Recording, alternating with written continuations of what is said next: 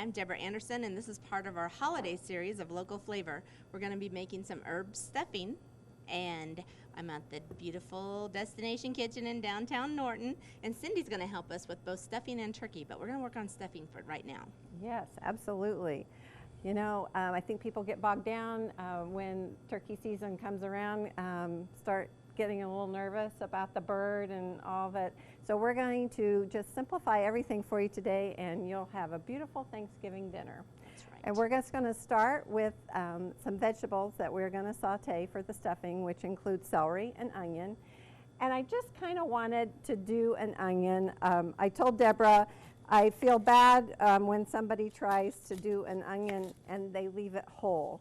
Anytime you're chopping, you're going to have rolling if it's whole. So we want to get a flat surface so that we can get this onion chopped up. Just cut the ends off. You don't want to eat those anyway, so right. then you don't have to chase it all over your cutting board. Right. So we're going to do very thin slices. And for this recipe, I wanted to increase the amounts that we probably are giving you so that we'll have a nice full pan. Because you want enough for your bird, the inside, and then enough to serve outside the bird. Because some people like in and some people like it out. So yes, we want to please everybody. In has more flavors, but it kind of get the bad rap with the It salmonella. does. So Oh, so we're going to chop this up pretty fine. And see how easy that went. Number one, when you have a sharp knife, and number two, when you have a flat surface to get it chopped on. There we go. That looks like a Santoku knife to me, is that right? Yes, for Mustaf. We love their knives. They sharpen up easy, and as you can see, they cut great. Well, let me just also, there is an episode, if you haven't watched it yet, there's a whole episode on how to use the Wusthof knives or any knife and how to sharpen them and how to take care of them. So, great episode. So we're going to move that over. And that looks like My eyes. more than, I know, we're going to cry. I'm not even working. Our onion goggles. Oh, next we're going to do some celery. Same thing applies here. We're going to slice it down so that we can get smaller portions. And you know, I think it's really smart to slice it long ways like that too, because if you did the other, it'd be harder to keep hold of the little tiny pieces. Right. And see how quickly you can get those chopped up.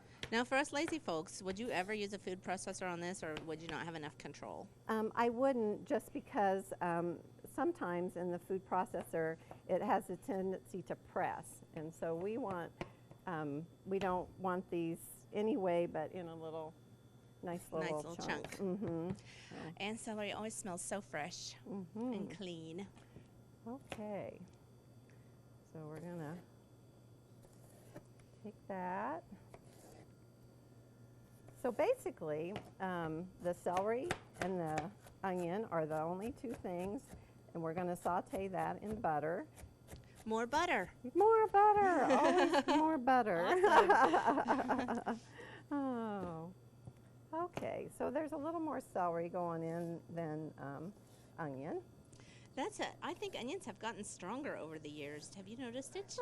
Well, and it's am I just past getting the old? season. It's like at different times of the year, it's hard to get an onion that isn't so strong.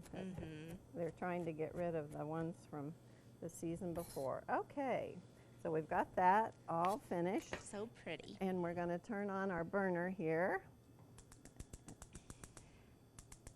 And I have about a stick of butter. A whole stick of butter there.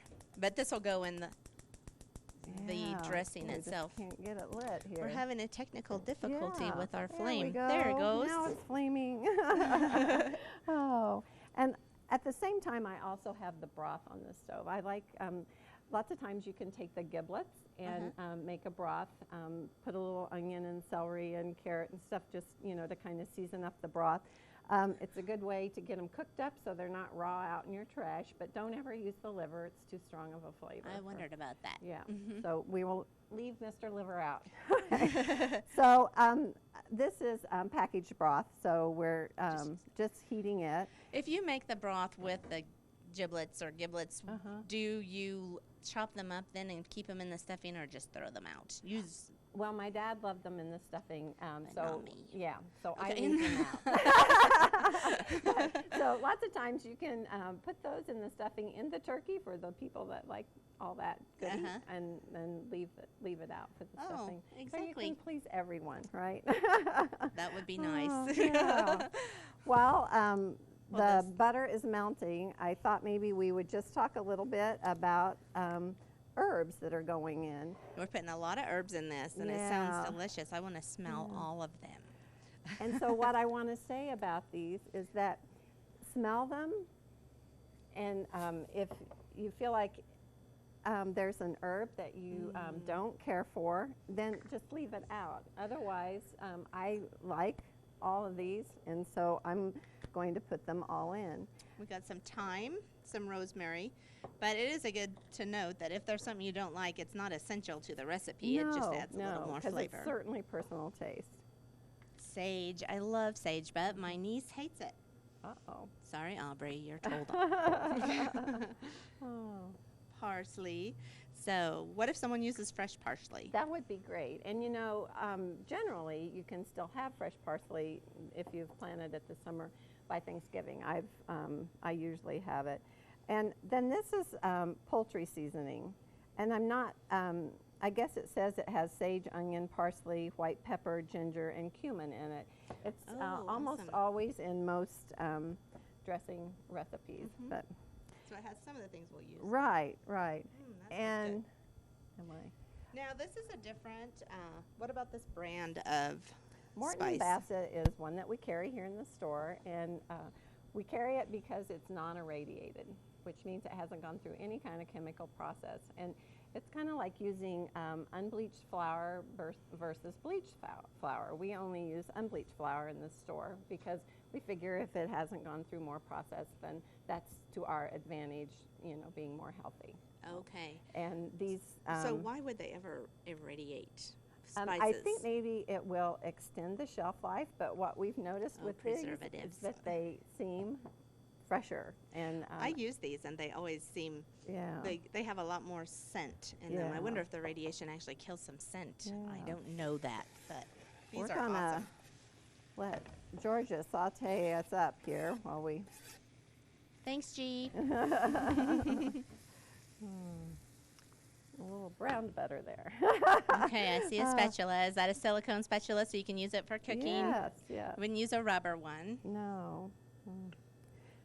Okay. So in our schedule for getting this all done on Thursday, Thanksgiving Day, we want to do this way ahead. And so it can be done way ahead, and you can even freeze these bread cubes. But I have taken white bread and cubed it up and then put it in the oven at, you can do anywhere from 250 to 350 is probably as high as I'd go, but I did it at 250 and put it out in a pan, and what we're just trying to achieve is dry breadcrumbs. You just want all the moisture out. Right, and so you can buy them already packaged up at the store, or you can make your own.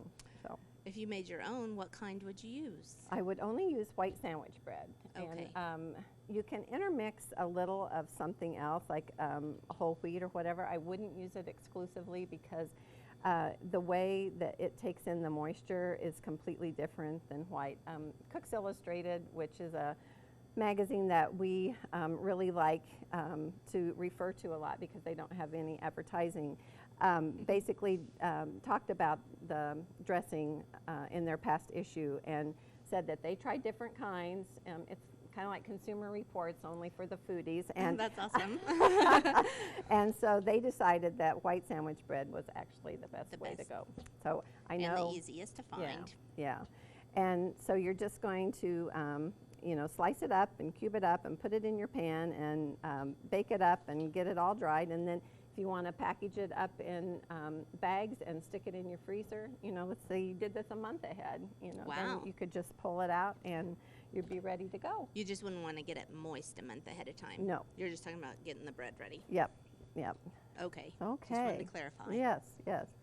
So I think we're pretty close here on our veggies. Now, what signs are you looking for to know that it's ready? Translucent onions. Okay. Okay, you want to make sure those get cooked and that the celery is actually softened. Whoops, one jumped out of the pan. It survived. Yes, yes, yes. So would you differentiate this translucent onions from caramelized onions? Caramelized onions are going to have a brown to them, and so that process takes longer, and you're going to lose most of the butter if you're caramelizing, and which you could use caramelized onions. Normally, when you caramelize, you leave it in a ring or half ring, you know, to cook them, because usually they're draped over a big hamburger or something, right? Oh, okay. I'm not admitting anything. Oh, okay. You're not. Okay. This is not true confessions. Huh? Yeah. Okay. All right. So we're gonna stir that in, and it's not gonna make a whole lot of difference in the moistness, so we're gonna start bringing our broth over here. Okay. Now, it says in the recipe about a cup, but it seemed like we would need more than that to me. We do. Okay. We do. And you can't take away moisture, but you can add it. So and so even up to the point before you're putting it in the oven, if you feel like it's still a little bit dry, you can even add moisture there. So if you made your dressing the night before and you look at it the next day and you say, I think it still needs some more, then you can still add it then. So just need to sprinkle it.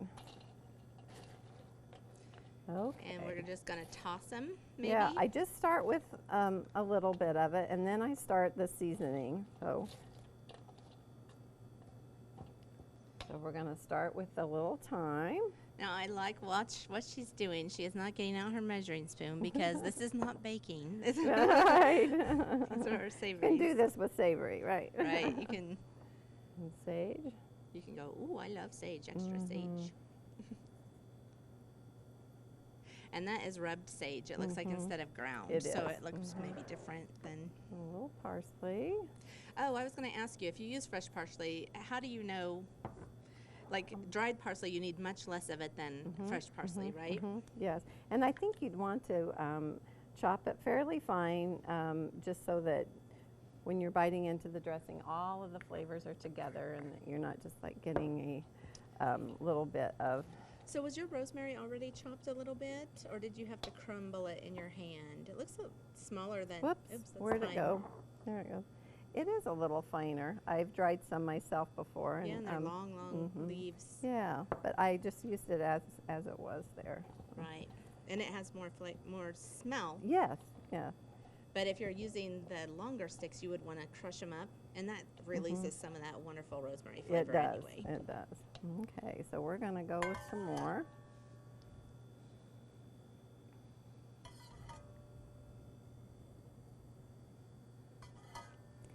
Now the thyme is really, in terms of the scent, I'm really picking up the thyme, possibly because I have not used thyme in my own dressing before, so I'm anxious to see.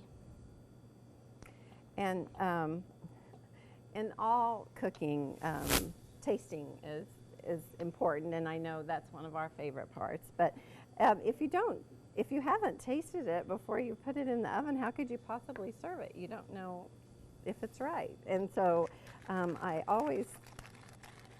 my kids got tired of it when I was making dressing the night before. It's like, come taste this, come taste this. It's like, we're tired of tasting.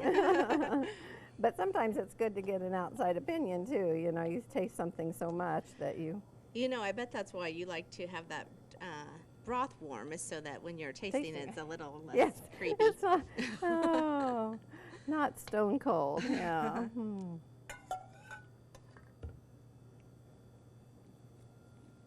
And different breads, you know, will absorb, you know, more of the moisture faster too. And I know the bagged stuffing, you know, you can get crumbs versus the cubed, and so Right. that's gonna be different too when you're doing that. Well, how are we looking here? It I looks think we're going to good. just put a little bit more on there, and then we're going to see how our seasonings are so we can adjust that. And we've used way more than a cup. Yeah.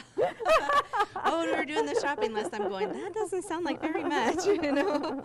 And you were right. You were very, very right. Better to have too much than too little. Also found that we really, for this dinner, only needed 1 dozen eggs, but have you ever dropped the whole box? Oh, Yeah. no. I've learned to get a couple. So this is the before cooking. Now we're going to, for this part, put it in a pan and cook it, but we'll talk when we do the turkey about how to put it in the turkey. So I think it needs a little more salt. You do? What do you think? Just a little? I love salt. Salt and pepper will bring out the flavors of your other herbs much better than anything else that you can do. I didn't feel like it had enough sage. Yeah. It could use more sage. Okay. I love sage though. But Okay. then Were you mine needs to- were you tasting the thyme that much? I think I do. It Okay. really is bringing out a And how different about the flavor than I'm used to. rosemary? I didn't pick up very much rosemary Okay, yet. I didn't either. So, and then I'm going to put a little more poultry seasoning in there. Okay. Yeah, this one I wouldn't have recognized since it had so many flavors in it already. Okay. Cumin, one of my favorites. We love also at our house rosemary. We use it for potatoes, just roasted potatoes and chicken. Well, you can't ever use those without thinking about the old song about rosemary and thyme. Did you know that? Oh, Parsley, yeah. sage, rosemary, and thyme. Okay, yeah. Oh, whoever sang that, I cannot remember. It's Paul Simon, the group he was in. Okay. So new Simon and forks. Garfunkel. There we go. Ta-da. Oh. New forks, yes. Good to note that after you've tasted once, you should get a new fork. You are serving other people than just yourself.